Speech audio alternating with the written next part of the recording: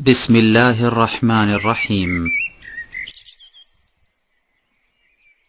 ومن أحسن قولا ممن دعا إلى الله وعمل صالحا وقال إنني من المسلمين. بسم الله الرحمن الرحيم. Beliau bernama Al-Ustadz Sufyan bin Fuad Baswedan hafizahullah ta'ala. Beliau dilahirkan di kota Solo pada tanggal 7 Juli 1980 Masehi. Dan walhamdulillah beliau sudah berkeluarga dan dikaruniai 2 orang anak. Beliau menyelesaikan studi beliau pada jenjang S1 di Universitas Islam Madinah, Fakultas Hadis pada tahun 1428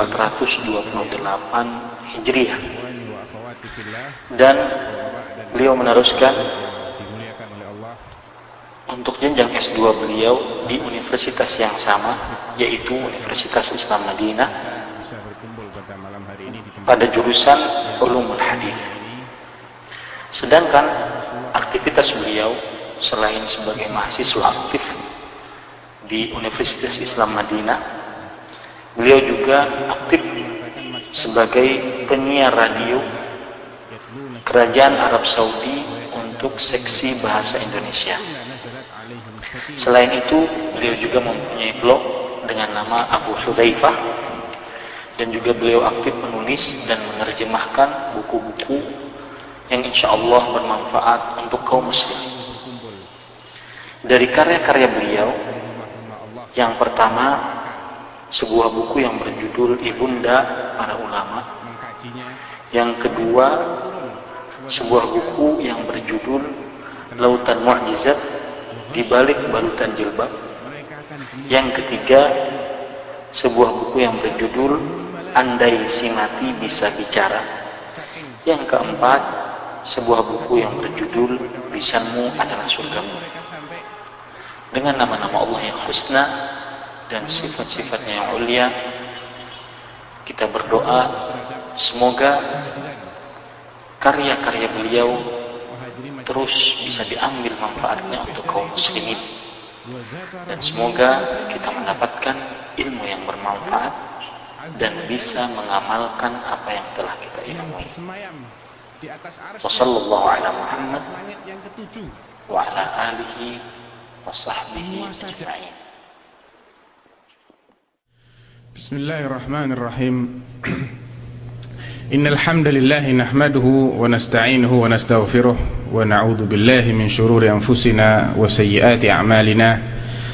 Man yahdihillahu fala mudilla lahu wa man yudlil fala hadiya lahu. Wa asyhadu an la ilaha illallah wahdahu la syarika lahu wa asyhadu anna Muhammadan 'abduhu wa rasuluhu la nabiyya wa la rasula ba'dah. Amma ba'd, fa inna asdaqal hadithi kitabullah wa ahsanal hadi hadi Muhammadin sallallahu alaihi wa alihi wasallam wa syarral umuri muhdatsatuha fa inna kulla muhdatsatin bid'ah wa kulla bid'atin dhalalah wa kulla dhalalatin finnar.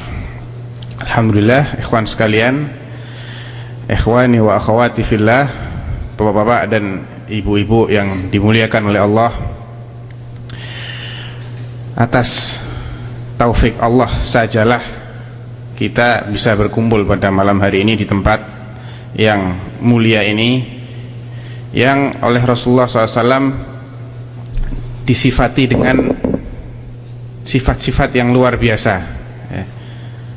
Rasulullah SAW mengatakan, majtama'a qaumun fi baitin min buyutillah yatluna kitaballah wa yatadarasunahu fima bainahum illa nazalat alaihimus sakinah wa ghasyiyatuhumur rahmah wa haffathumul malaikah wa dzakarahumullahu fi man indah. Tidaklah sejumlah orang itu berkumpul di salah satu rumah dari rumah-rumah Allah dalam rangka mempelajari Al-Quran, mengkajinya, melainkan akan turun kepada mereka as-sakinah, ketenangan. Wa ghasyiyathumur rahmah, mereka akan diliputi oleh rahmat Allah.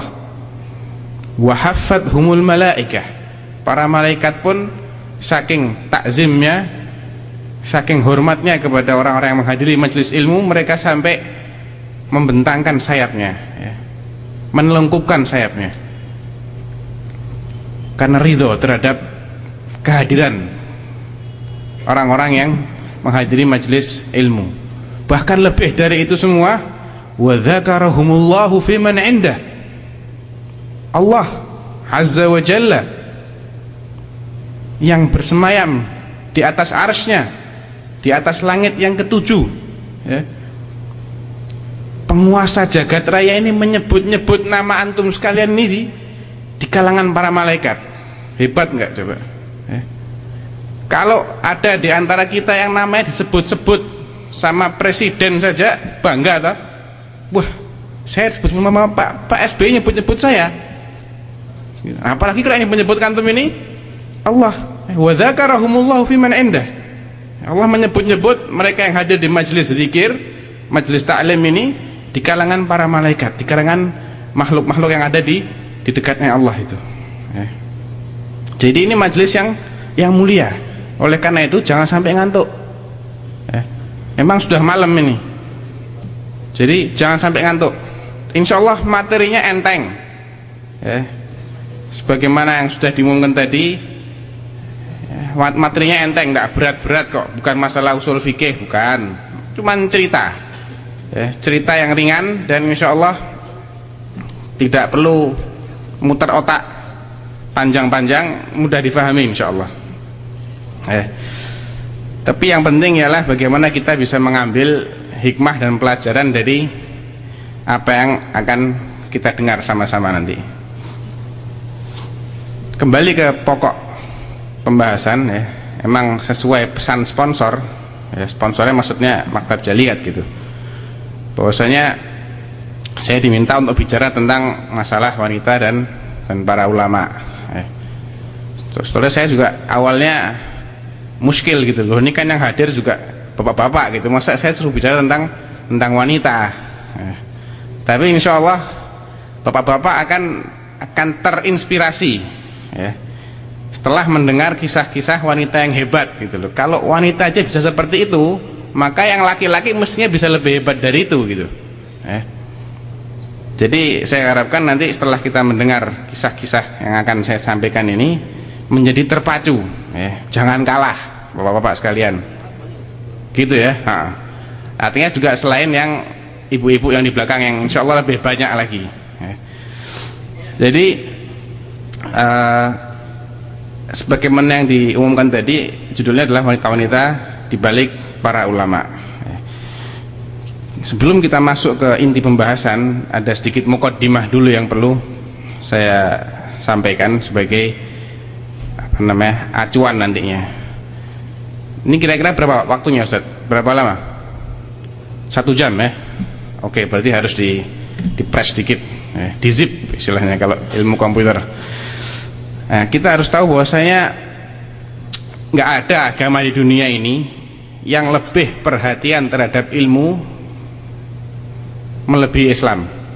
Menyamai Islam pun nggak ada. Jadi kalau kita mau pelajari sejarah ajaran-ajaran dan agama yang pernah muncul di dunia dari dulu sampai nanti akhir zaman, tidak akan kita dapati agama yang demikian memperhatikan masalah ilmu seperti Islam. Contohnya di zaman jahiliyah, sebagaimana kesaksian beberapa tokoh sahabat, di antaranya Umar bin Khattab radhiyallahu anhu, dalam hadis riwayat Bukhari, Umar bin Khattab mengatakan, wallahi inna kunna fil jahiliyah la na'taddu bin nisa'i syai'a.